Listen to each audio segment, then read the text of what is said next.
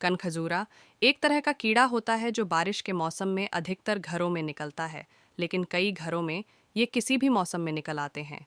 आमतौर पर कनखजूरा को देखकर लोग डर जाते हैं, लेकिन वास्तु के हिसाब से कनखजूरा सौभाग्य और दुर्भाग्य का संकेत दे सकता है।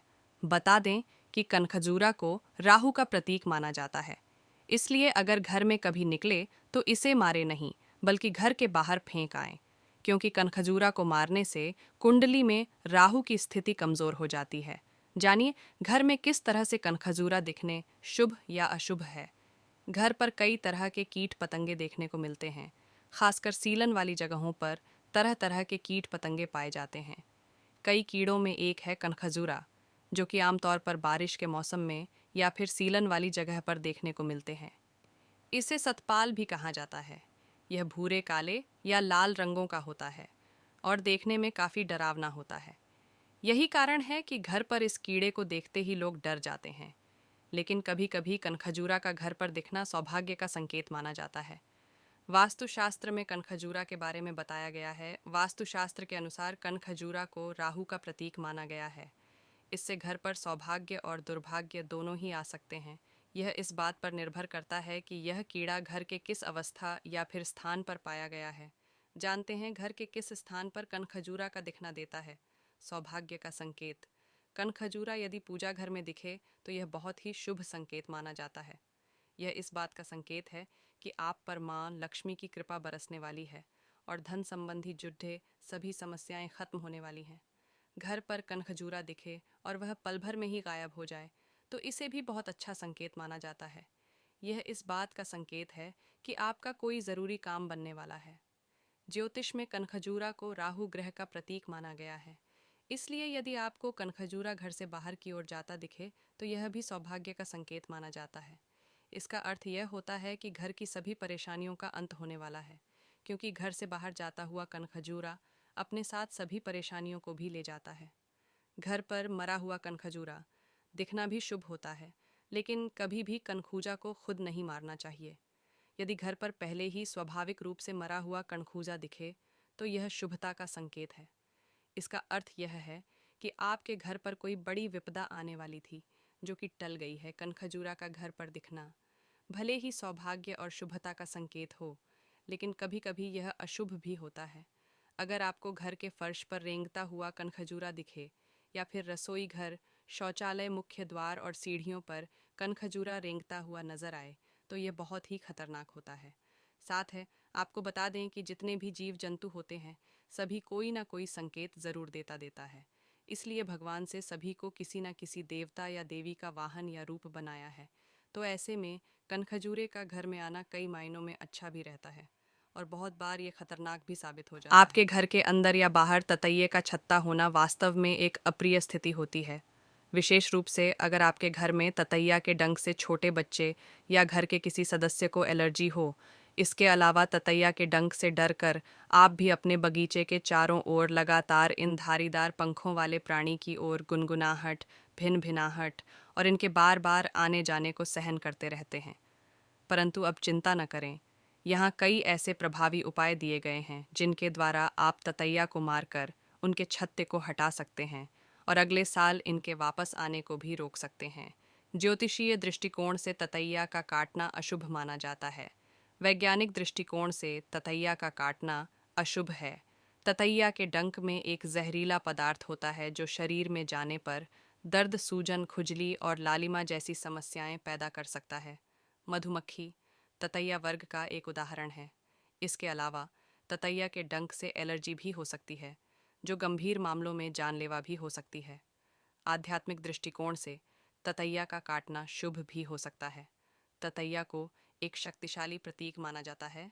ततैया का डंक जीवन की चुनौतियों और कठिनाइयों का प्रतीक माना जाता है। ततैया के काटने से होने वाली पीड़ा जीवन में आने वाली कठिनाइयों को स्वीकार करने और उनसे लड़ने का संदेश देती है। ज्योतिष के अनुसार ततैया का काटना किसी व्यक्ति के स्वास्थ्य, धन या संबंधों को नुकसान पहुंचा सकता है। यदि आप एक ततैया को मार दें तो क्या होगा? अगर आपको कोई ततैया दिखाई दे और आप उसे मारना चाहते हैं तो ऐसा न करें। ततैया के मरने के बाद वह एक रसायन छोड़ती है जो ततैया के बाकी सदस्यों को सतर्क होने का संकेत देता है। इस समय अन्य ततैया भी अधिक आक्रामक हो सकती हैं, इसलिए ततैया को अकेला छोड़ देना ही बेहतर है। सपनों में ततैया नकारात्मकता, क्रोध, आक्रामकता और कभी-कभी बुराई का प्रतीक हैं। वे आपके जीवन में आने वाली समस्याओं और परेशानियों की घोषणा करते हैं और आपको ऐसी स्थितियों से निपटने के लिए तैयार रहने की चेतावनी देते हैं। अक्सर ततैया के बारे में एक सपना किसी के प्रति आपके क्रोध और आक्रामकता की भावनाओं को प्रकट करता है। ततैया का छत्ता अमंगल होने की निशानी होती है और आपके घर में किसी के साथ दुर्घटना भी हो सकती है। तो अगर आपके घर में ततैया का छत्ता है तो आप जल्दी से जल्दी इसे हटा लें, क्योंकि ततैया का छत्ता अशुभ होता है। धुएं को उपयोग करें। हवा में लटकते ततैया के छत्तों को हटाने का एक और पेस्टिसाइड से मुक्त तरीका है धुएं का उपयोग करना। छत्ते के बिल्कुल नीचे ग्रिल में आग जलाएं। इससे धुआं उठेगा और छत्ते में प्रवेश करेगा, जिससे ततैयों का दम घुटेगा और वे छत्ते को छोड़ने के लिए मजबूर हो जाएंगी। 1 या 2 घंटे तक धुआं उठने दें और जब यह निश्चित हो जाए कि छत्ता खाली हो गया टिड्डियों को अलौकिक या अशुभ संकेत नहीं माना जाता है। वे एक प्रकार के टिड्डे हैं जो कभी-कभी व्यवहार में बदलाव ला सकते हैं और बड़ी झुंड वाली आबादी बना सकते हैं, जो महत्वपूर्ण कृषि क्षति का कारण बन सकती है। टिड्डियों के झुंडों का दिखना आमतौर पर पर्यावरणीय परिस्थितियों का संकेत होता है, जो उनकी तेजी से जनसंख्या वृद्धि के लिए अनुकूल हैं, न कि इसे एक रहस्यमय या अशुभ घटना के रूप में देखा जाता है। जबकि टिड्डियों की विपत्तियां ऐतिहासिक रूप से फसलों के लिए विनाशकारी रही हैं। इस घटना को वैज्ञानिक रूप से अच्छी तरह से समझा जाता है और यह किसी भी अलौकिक विश्वास या अंधविश्वास से जुड़ी नहीं है।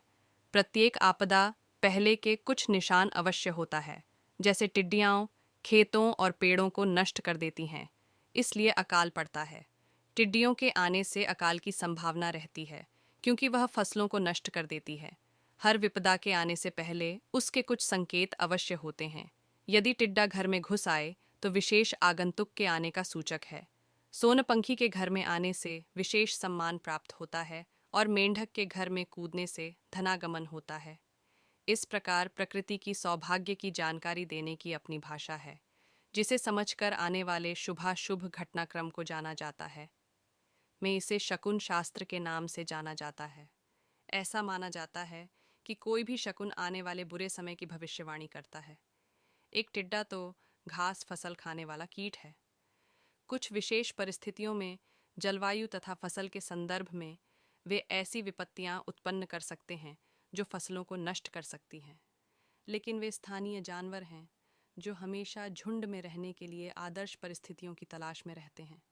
ये आदर्श परिस्थितियां हर कुछ वर्षों में उत्पन्न होती हैं और टिड्डियां बस टिड्डियां ही होती हैं, जैसा कि ईश्वर या विकास ने उन्हें डिज़ाइन है। बड़ी संख्या में उनकी उपस्थिति मौजूदा जलवायु परिस्थितियों का एक लक्षण मात्र है। वे परेशान करने वाले हो सकते हैं, लेकिन वे निश्चित रूप से कोई बुरा शगुन नहीं हैं। सपनों में दिखाई देने वाले टिड्डों को स्वतंत्रता, आध्यात्मिक ज्ञान, स्थिर होने या निर्णय लेने में असमर्थता के प्रतीक के रूप में व्याख्या किया गया है। टिड्डों का शाब्दिक अर्थ किसानों के मामले में फसलों की तबाही है।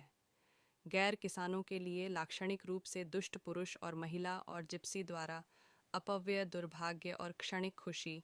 और साथ ही आपको बता दें कि जब जब टिड्डा आपके घर आते हैं तो बहुत ही चीज़ें अच्छी होने लगती हैं।